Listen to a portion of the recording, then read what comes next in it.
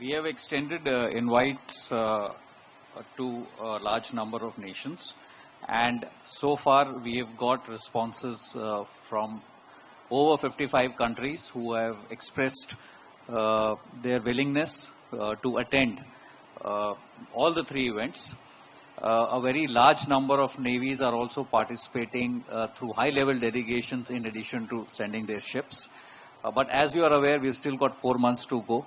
So these numbers will change because some confirmations are still coming. And as the geopolitics evolve, we cannot predict, what's going to happen after 7 days or 15 days.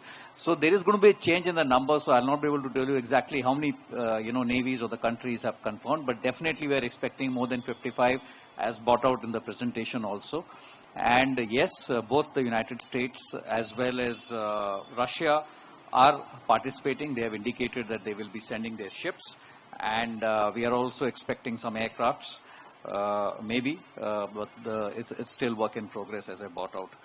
Insofar as other countries are concerned, the decision-making process with respect to hosting events at such a large scale, wherein there's a huge amount of international participation, is based on a large number of factors, which primarily include the current geopolitical environment, evolving, diplomatic situations that are happening. As you are aware, we are in a state of flux. So a lot of things are happening on almost a weekly basis, if not on a daily basis. There are certain regional dynamics. There are certain strategic alignments, not only ours, but even of other countries, amongst themselves. And when we conduct these events, we try to ensure that we maintain a balance between all such issues that we need to factor in while we extend our invites. And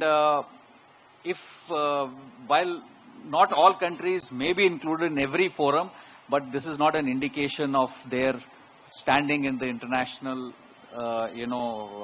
domain or their global standings as such. These invites are basically aimed to maintain that the focus of IFR and Milan remains what we want it to be, that is constructive engagements amongst the participant countries and aligned with our intended objectives of continuing to engage with the international community in accordance with our policy of Vasudhaiva Kutumbakam.